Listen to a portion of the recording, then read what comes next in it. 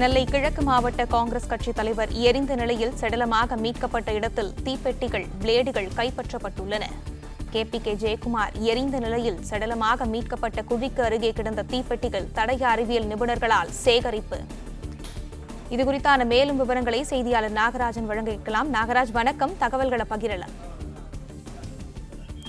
காணாமல் போனதாக காவல்துறையினர் தேடப்பட்டு வந்த காங்கிரஸ் கிழக்கு மாவட்ட தலைவராக இருந்த நெல்லை மாவட்டத்தில் கிழக்கு மாவட்ட தலைவராக இருந்த தற்போது அவர் எரிந்த நிலையில் KPK ஜெயக்குமார் என்பவர் எரிந்த நிலையில் சடலமாக மீட்கப்பட்டார். அவரது உடல் மீட்கப்பட்ட இடத்தில் மோப்பனாய் கொண்டு தற்பொழுது போலீசார் சோதனை நடத்தி வருகிறார்கள்.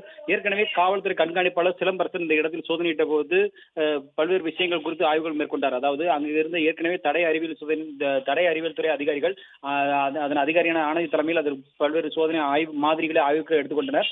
அந்த அடிப்படையில் தற்பொழுது கிடைக்கப்படும் தகவல்கள் கண்டிப்பாக இந்த விசாரணைக்கு உதவும் என்று நம்புகிறார்கள். அதே போல தற்பொழுது அவர் மீட்கப்பட்ட ஒரு உடலும் இங்கு கொண்டு வருவதற்கான ஏற்பாடுகள் செய்யப்பட்டு வருகிறது. அது நெல்லை அரசு மருத்துவக் கல்லூரி மருத்துவமனைக்கு கொண்டு வருவதற்காக ஏற்பாடு செய்யப்பட்டுள்ளதாக தெரிவிக்கப்பட்டிருந்தது. ஆனால் இன்னும் அவர் உடல் இங்கு கொண்டு வரப்படவில்லை. இதற்கிடையே அவரது உடல் கிடைக்கப்பட்ட இடத்தில், அதாவது அவரது வீட்டிலிருந்து சுமார் ஒரு 300 மீட்டர் தொலைவில் தான் அந்த அவர் வீட்டுக்கு பின்புறம் உள்ள தோட்டத்தில் தான் அந்த தென்னை மர இலைகளை போட்டு எரிக்கக்கூடிய, அதாவது குப்பைகளை போட்டு எரிக்கக்கூடிய குழியில் அவரை போட்டு எரித்ததாக அவர் உடல் அந்த மீட்கப்பட்டது. அருகிலேயே தீப்பெட்டிகள் கிடந்தது. அதே போல அவரது ஐடி கார்டு, அவரது அடையாள அட்டை எல்லாமே, அவர் சட்டப்பையில் இருந்த அடையாள அட்டை எல்லாமே அங்கு கிடைக்கப்பட்டது. எனவே இந்த அனைத்து ஆவணங்களையும் எடுத்து காவல்துறையினர் சேகரித்திருக்கிறார்கள்.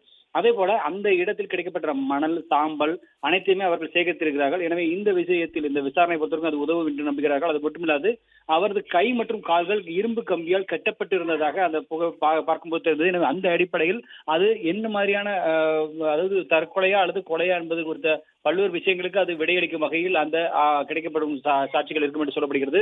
அது மட்டுமில்லாது தற்பொழுது அவரது உடல் பிரேத பரிசோதனை முடிந்தால் இன்னும் கூடுதல் தகவல் தெரிய வரும். ஆனால் அதற்காக அவரது உடல் இன்னும் கொண்டு வரப்படவில்லை. அதற்கான நடவடிக்கைகள் மேற்கொள்ளப்பட்டு வருவதாக காவல்துறை தரப்பு தெரிவிக்கப்பட்டிருக்கிறது. இருப்பினும் மிகவும் பரபரப்பாக இந்த சம்பவம் பேசப்பட்டு வருகிறது. அவர் குடும்பத்தினரிடையே முழுமையாக விசாரணைகளை மேற்கொண்டு வருகிறார்கள். அவரது அண்ணன் KPK செல்வராஜ் மற்றும் அவர் தம்பி என அனைவரிடமும் அவர்கள் காவல்துறையினர் உரிய விசாரணை நடத்தி வருகிறார்கள். மாவட்ட காவல்துறை கண்காணிப்பாளர் நேரில் இந்த விசாரணையை நடத்தி வருகிறார். தகவல்களுக்கு நன்றி நாகராஜன்.